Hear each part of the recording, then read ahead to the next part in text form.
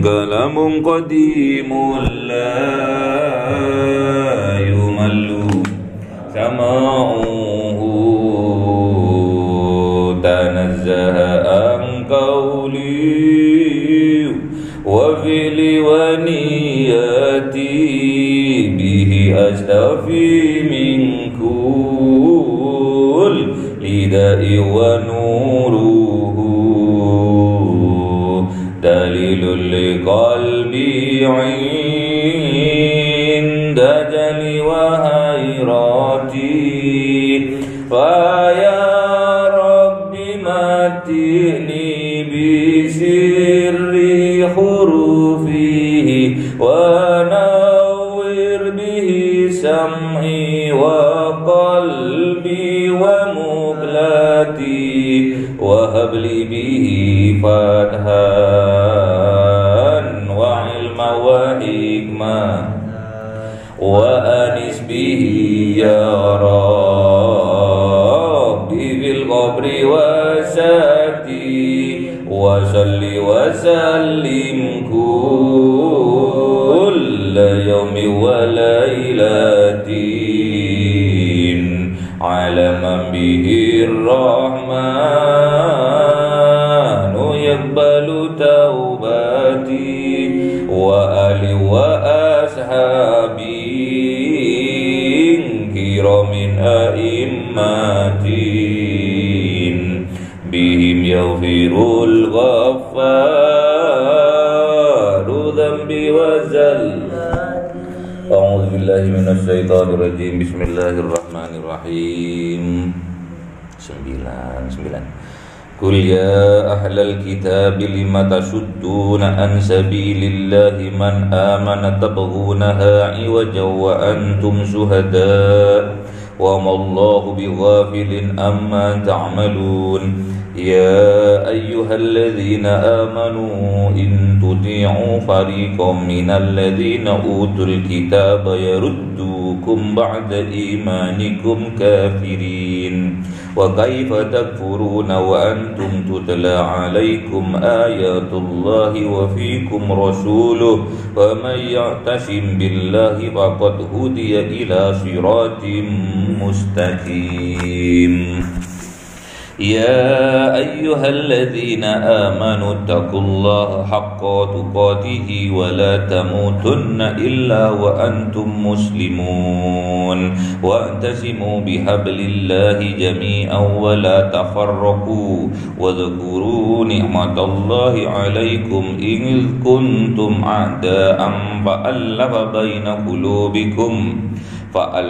بين قلوبكم فأصبحتم بنعمته إخوانا وكنتم على شفا حفرة من النار فأنقذكم منها كذلك يبين الله لكم آياته لعلكم تهتدون.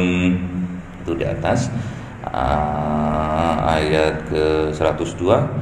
Ya ayyuhalladzina amanu taqullaha haqqa tuqatihi wa la tamutunna illa wa antum muslimun. Ini sering bahkan jadi rukun khutbah di hari Jumat. Biasanya khotib membacakan ayat ini. Di antaranya adalah surat Al-Imran ayat 102. Ya ayyuhalladzina amanu, wahai orang-orang yang beriman, wahai orang-orang yang mempunyai iman di dalam hatinya, ittaqullaha, takwalah kepada Allah, takutlah kepada Allah. Makna takut di sini bukan lari tapi mendekat, bukan takut kayak kita takut sama harimau, takut sama ular, kita lari. Kalau ini ittaqullah, kalau takut sama Allah maknanya harus mendekat. Haqqa tuqatihi.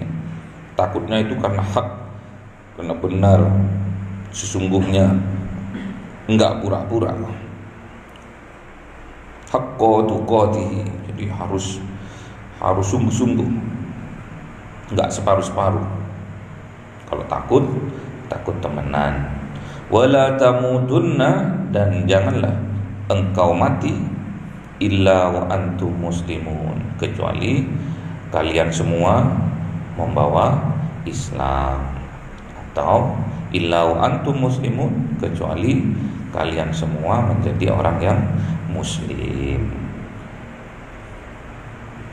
Jadi kita, kehidupan kita, perjuangan kita, ujung-ujungnya adalah wa antum muslimun. Maknanya apa? Kita harus berusaha, berdoa dan tawakal kepada Allah, bermohon juga kepada Allah agar kita diwafatkan dalam keadaan muslim, atau bahasa kerennya husnul khotimah. Itu maknanya dari ayat ini. Takwa banyak, di antaranya orang takwa itu zalikal kitabu la raiba fihi hudal lil muttaqin. Nah, itu ciri-ciri atau cara bagaimana kita menjadi orang yang muttaqin, orang yang bertakwa. Alladzina yu'minuna bil ghaibi, kita harus yakin kepada yang gaib. Siapa? Allah. Kalau kita sudah yakin bahwa Tuhan kita adalah yang gaib, yaitu Allah, itu nomor satu. Supaya kita menjadi orang yang bertakwa, keimanan nomor satu adalah yakin bahwa Allah itu adalah Tuhan kita. Yakini itu.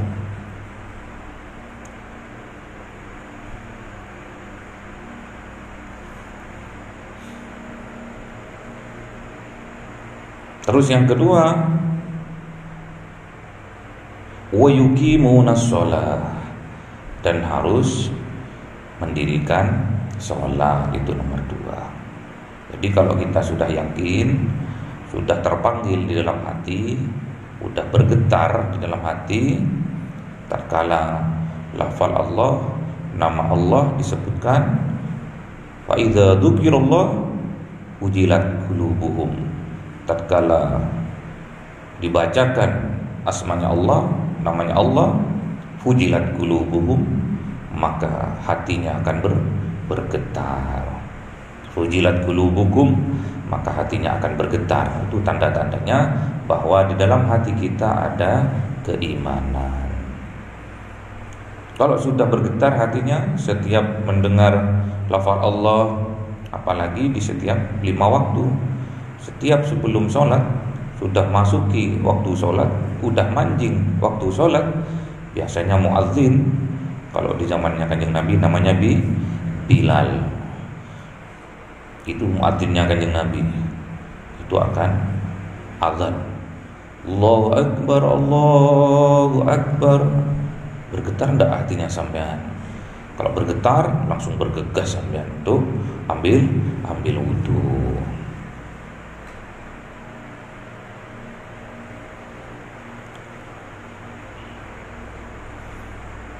Allahu Akbar, Allahu Akbar. Kalau sampean enggak bergegas,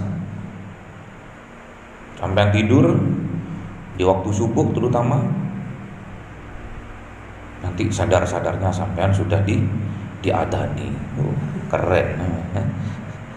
Moro-moro sudah menghadap tanah, sudah miring, pipinya udah ditempelkan ke tanah, sebelum ditimbun oleh tanah, diadani dulu.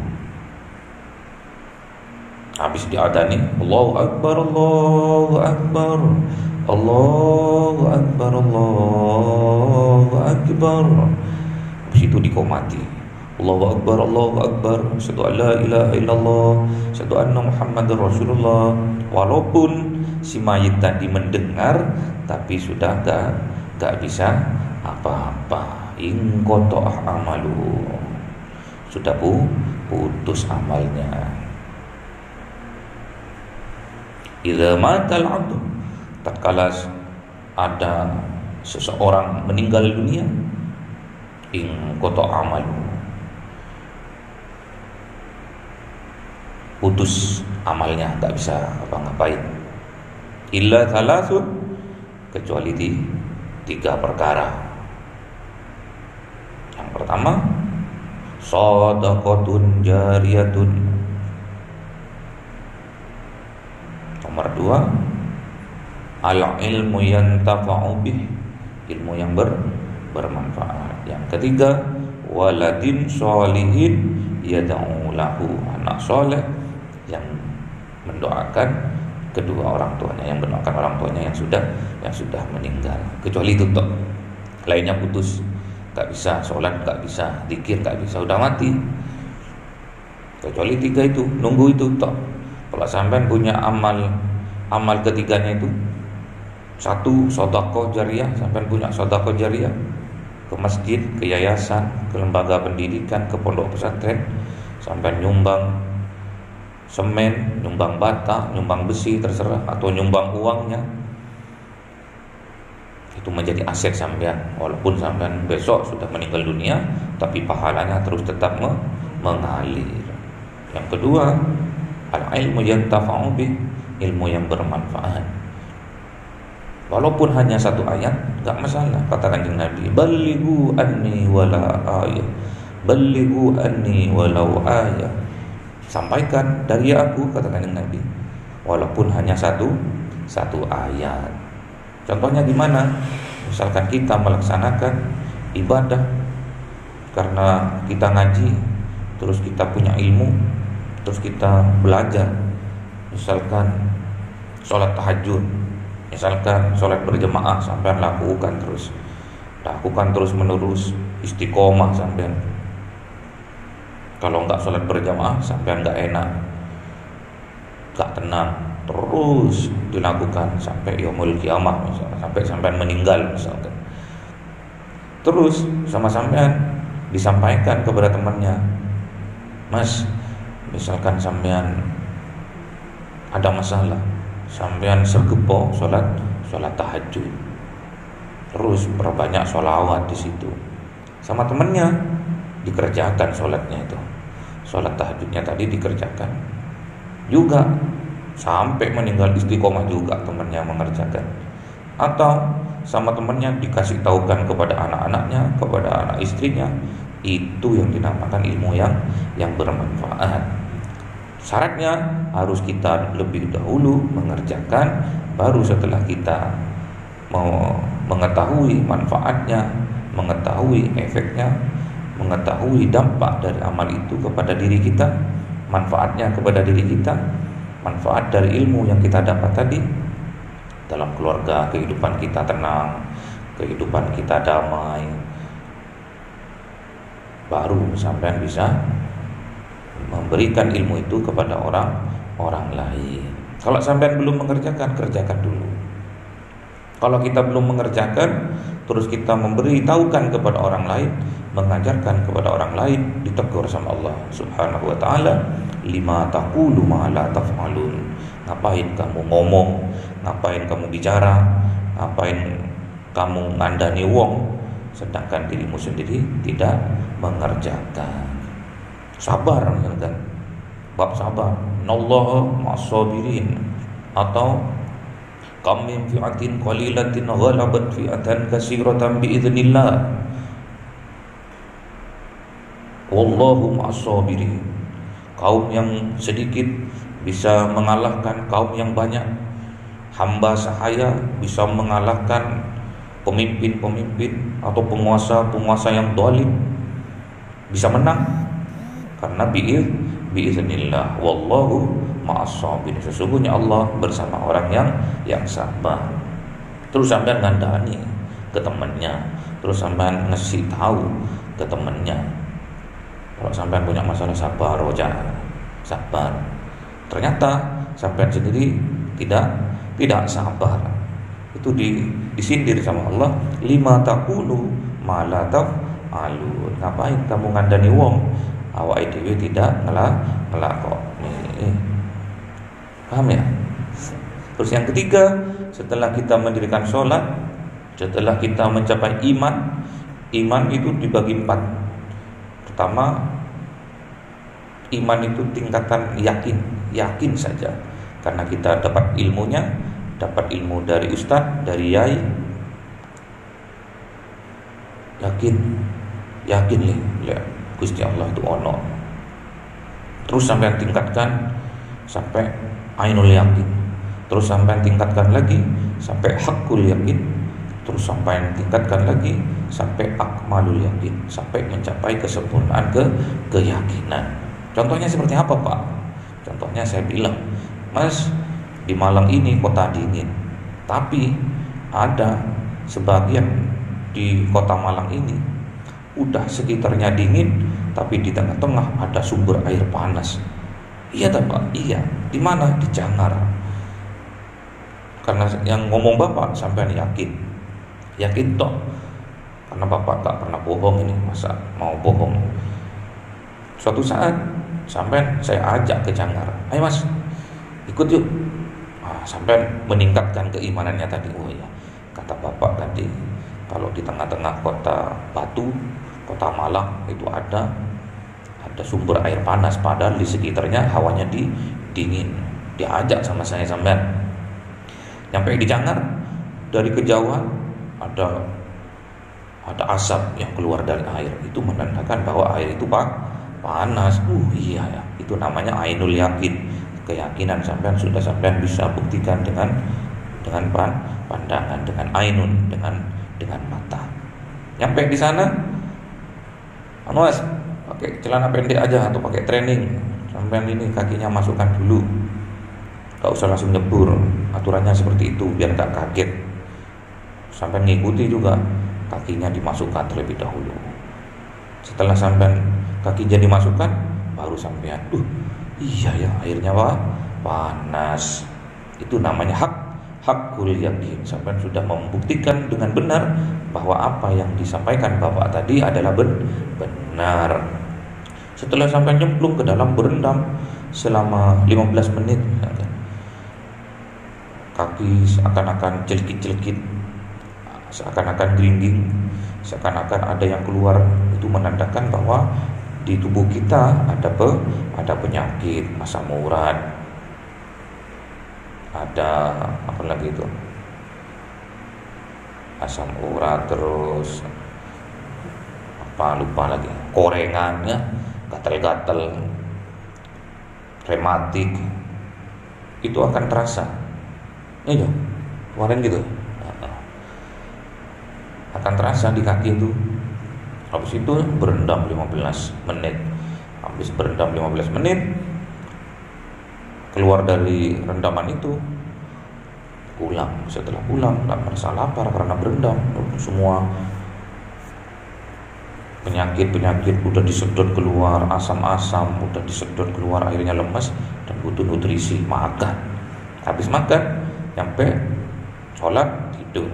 Habis tidur, tubuh terasa ringan, enak. Itu namanya akmalul yakin, kesempurnaan atas sebuah keyakinan. Nah, kalau sudah mencapai akmalul yakin itu, manfaatnya ilmu tadi itu ya. Setelah dikasih tahu sama Bapak, terus diajak, habis itu disuruh praktek sendiri, habis itu manfaatnya apa? Itu yang dinamakan akmalul yakin atau iman. Iman itu harus mencapai akmalul yakin itu. Habis sampean tahu, oh iya, bahwa manfaatnya dari air panas tadi itu akhirnya sampean lakukan itu. Contohnya kalau di sini aqimis shalah, kalau sampean sudah yakin bahwa Allah itu ada, yakin bahwa Allah itu Tuhannya sampean cinta sama Allah karena Allah itu yang menghidupkan sampean, maka sampean akan aqimus shalah, akan mendirikan sholat karena cinta, bukan karena terpaksa mendirikan sholatnya tadi. Habis itu aqimus shalah wa atuz zakah. Kok atuz zakah? Bukan. Ya alladzina yu'minuna bil ghaibi wa yuqimuna sholata wa mimma razaqnahum yunfikun. Dan sampai berinfak, bersedekah. Sebagian harta yang kita punya setiap bulan kita rutin untuk menginfakkan atau mensedekahkan. Kalau enggak ada harta, bersedekahlah. Kalau harta identik dengan berinfak, kalau kebaikan itu identik dengan bersedekah. Minimal senyum. Senyum pada temannya, senyum pada sahabatnya, atau assalamualaikum tatkala bertemu dengan temannya, bertemu dengan sahabatnya. Terus membuang paku di jalan, menyingkirkan duri di jalan, takut kena orang, takut terinjak orang, itu termasuk sedekah. Kullu khair sedekah. Setiap kebaikan yang sampai lakukan itu adalah sedekah. Harus yakini sampean itu.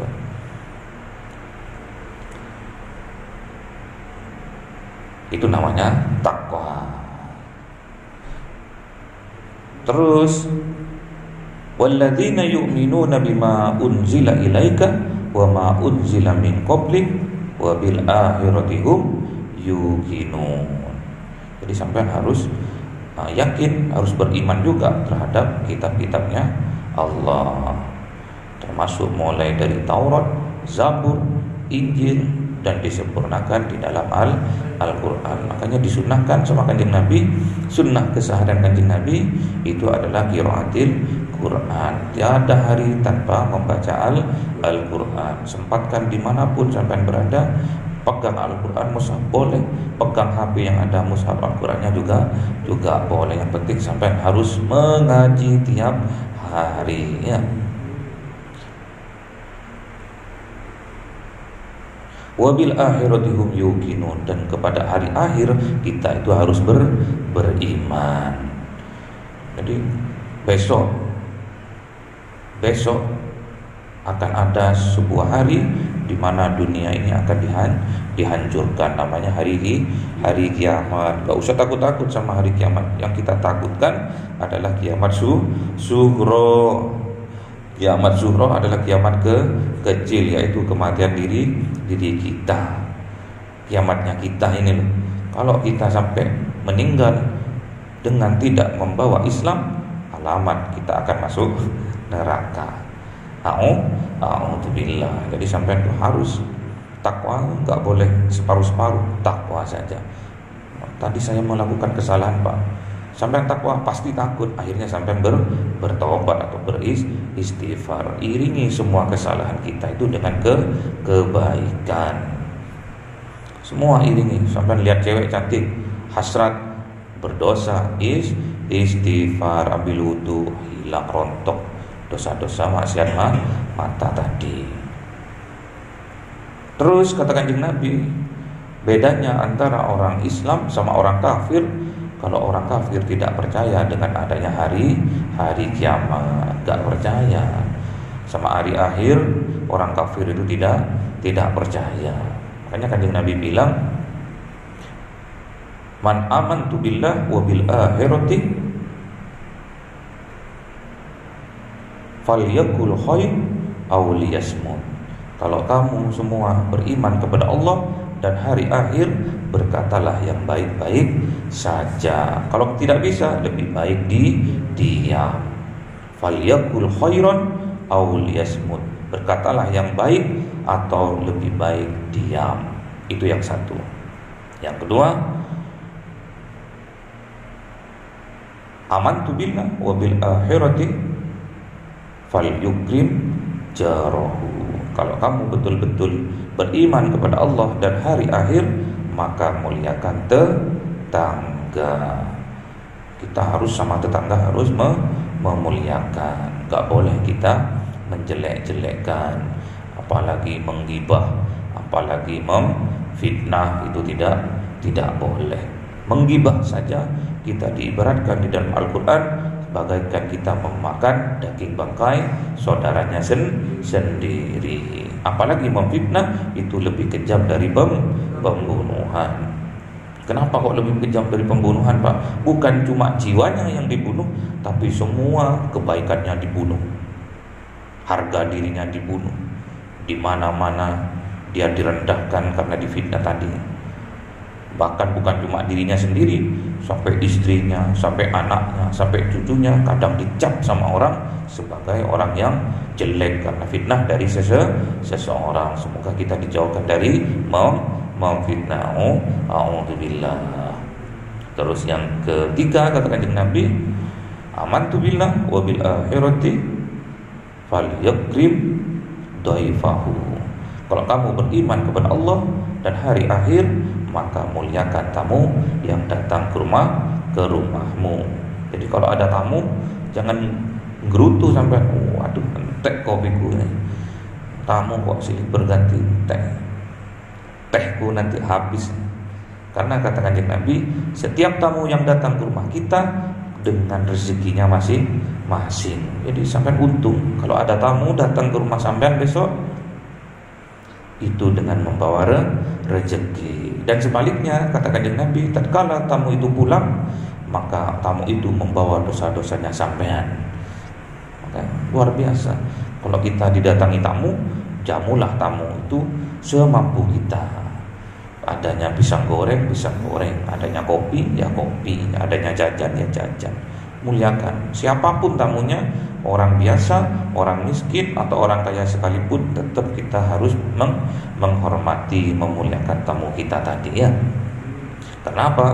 Tamu yang datang ke rumah kita itu membawa rezeki untuk kita, dan tatkala tamu itu pulang, mereka melebur dosa-dosa yang kita miliki.